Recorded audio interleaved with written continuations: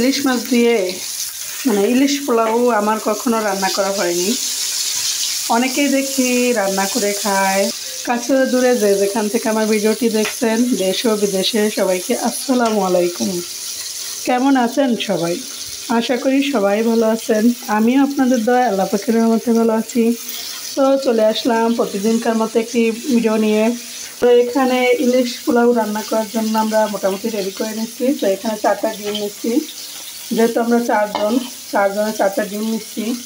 আমরা এখানে কয়েকটা গোটা আলু নিচ্ছি, ছোটো ছোটো গোটা আলু, এগুলো একদম কেটে পরিষ্কার করে নিচ্ছি। যেহেতু 4 জন যাবে, যার সাথে ইলিশ মাছ খেতে পারে কিনা জানি না, জন্য ডিমটা ওদের জন্য আর কি করা। তো ইলিশ মাছ নিচ্ছি এখানে একটা, এগুলো একটু ভেজে নিব। তবে ইলিশ পোলাওতে মনে হয় ইলিশটা না ভেজে দিলেই ভালো লাগে, কিন্তু আমি একটু ভেজে দিব, কারণ আপনাদের ভাই আবার ভাজা মাছ ছাড়া খেতে চায় না।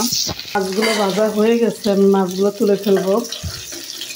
আর বেশি ভাজবো না, বেশি একদম কড়া ভাজি করলে আবার খাইতে মজা লাগবে না।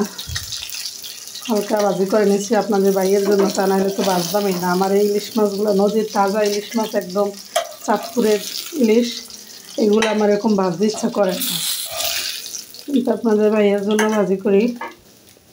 আচ্ছা, ডিমগুলো দিয়ে নিই। তো এক এক করে ঢাকনা দিয়ে আমি আলুগুলো একটু ভেজে নিতেছি। ভেজে নিয়ে আমি মশলা কষিয়ে আসতেছি ফিরে। তো দেখেন এখানে কিন্তু আমি আদা রসুন পেস্ট, পেঁয়াজ, মরিচ, তারপরে সরষের তেল আর বিরিয়ানি মশলাটা দিয়ে নিছি। তো দিয়ে আমি ভালো করে কষিয়ে আসতেছি। আমি এখন এখানে কিন্তু এই যে আমার ভেজে রাখা ডিমগুলো আছে, এইগুলো দিয়ে নিতেছি, সাথে এই যে ইলিশ মাছ, মানে এগুলো সব দিয়ে নিব সুন্দর করে। এগুলো একটু কষিয়ে তারপর উঠাবো। সাথে ভেজে রাখা আলুগুলো দিয়ে দিব। তো পানিটা দিয়ে কষে নিলে আর লাগবে না। তো আমি এটা একটু কষিয়ে নিতেছি, তারপরে চাউল দিয়ে নিব। এগুলো উঠাইয়া চাউল দিয়ে নিব। অন্তপক্ষে আমার ভিডিওটা যেই দেখো, প্লিজ পুরো ভিডিও দেখবা। আমিও সবাই পুরো ভিডিও দেখি, যতটা সম্ভব পুরো ভিডিও দেখি। যদি মন চায় দেখি, না মন চাইলে না দেখি, কিন্তু পুরোটাই দেখার চেষ্টা করি। মাছগুলো একটু কিছুতে লাগলেই ভেঙে যায়, এমন অবস্থা। ইলিশ মাছ তো মানিস না। তো আমি এগুলো একটু তুলে নেই এক এক করে, তারপর চাল দিয়ে নেব। আলুটা কিন্তু আমি উঠাবো না, কারণ আলুটা উঠাইলে অনেক সময় সিদ্ধ হইতে চায় না, এই জন্য আলুটা থাকবে ভিতরেই। শুধু ডিমটা আর মাছটা উঠাই নেব। এই আলু ডিম।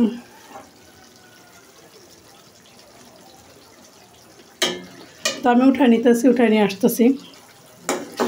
তো উঠায় নিছি, দেখেন এগুলো কিন্তু উঠায় নিছি, ডিম আর মাছগুলো উঠায় নিছি। এখন এই যে আলুটা থাকবে, আলু উঠাবো না। আলু সিদ্ধ হইতে ভাজি করছি, কিন্তু তারপরেও আর একটু একদম মোমের মতো যেন সিদ্ধ হয়ে যায়, এই জন্য উঠাবো না। তো চালগুলো দিয়ে নিই আমি এর ভিতরে। আমি পানি দিয়ে নিব, আর চাউলের চাইতে পানিটা একটু কম দিব।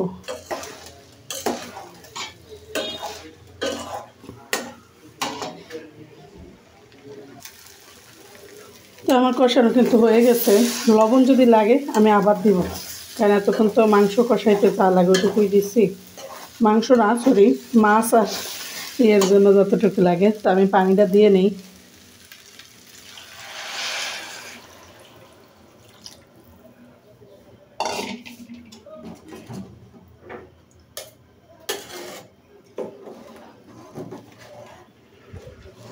আমি যেহেতু গরম পানি দিই নাই, ঠান্ডা পানি দিছি, তো এই জন্য আমি চুলার হিটটা একদম বাড়ায় দিব। তো নাড়াচাড়া হয়ে গেছে, আমি ঢাকনা দিয়ে নেব। রোদ পড়ছে, যার কারণে অন্ধকার মনে হইতেছে। তো এখানে কিন্তু আমার চালটা মোটামুটি হয়ে গেছে। সেক্ষেত্রে আমি একটু চাল উঠায় রাখবো। আলুটা যেহেতু আগে দিয়ে রাখছি, আলু আর উঠানোর ওরকমই নাই, একবারে থাকবে।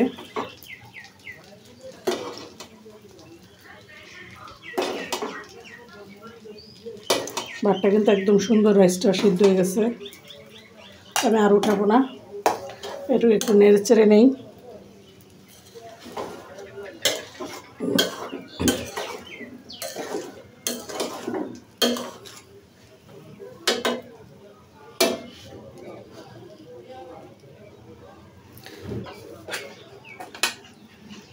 তো এই পর্যায়ে এসে আমি ডিমগুলো দিয়ে নিব।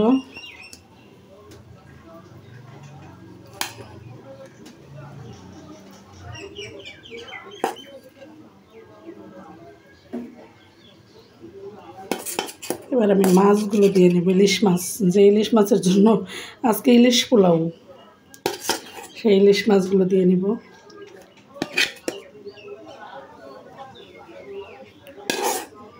খেতে আশা করি ইনশাল্লাহ অনেক ভালো লাগবে।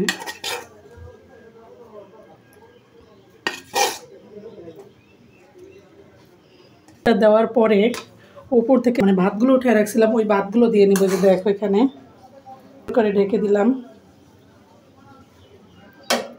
একদম মানে সব কিছুই পারফেক্টই ছিল। তো দেখো এই যে সব কিছু দিয়ে এখন যেটা আমার কাজ, তো আমি এখন ঘি দিয়ে নিব।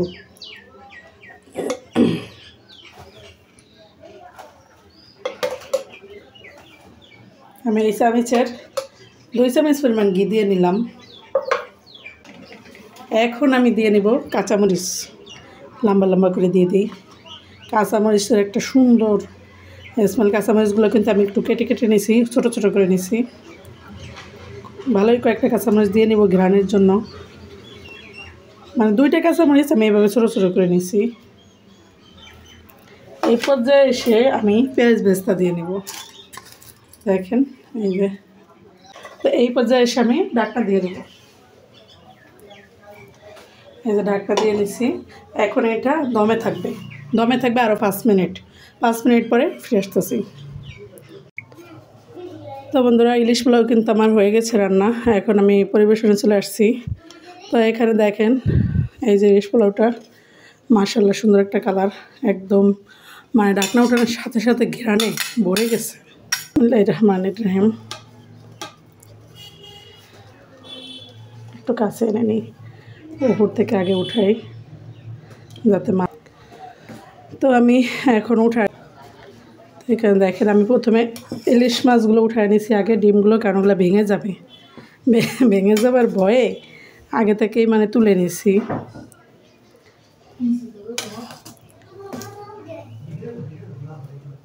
যেটা আছে এটা আমি ঢাকনা দিয়ে রাখবো। ঢাকনা দিয়ে রাখলে থাকবে, গরম থাকবে। তো আমি সবটা পারবো না, অল্প বেড়ে নিছি। তো আমি মাছটা দিয়ে নিলাম। এখন আমি ডিমটা দিয়ে নিব। এই যে ডিম,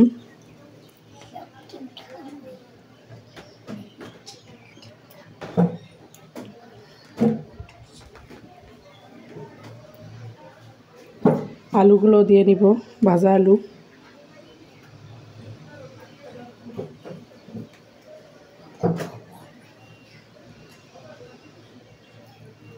দেখি জিভে জল এসে যাচ্ছে।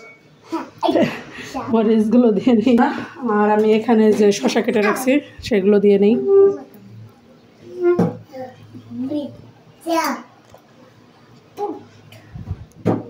শসা যে কোথায় রাখবো, জায়গায় নেই, পাখা সবটাতে। খাবা? আচ্ছা, ক্রিম নিয়ে আসছো?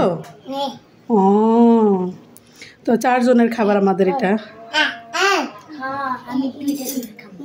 তুমি 2টা ডিম খাবা? আচ্ছা, খাইও।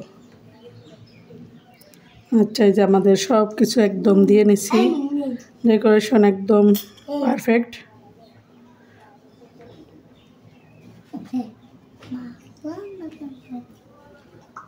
কাঁচামরিচও দিয়ে নিই একটু। হ্যাঁ, একটু পেঁয়াজ বেরেস্তা দিয়ে নিই।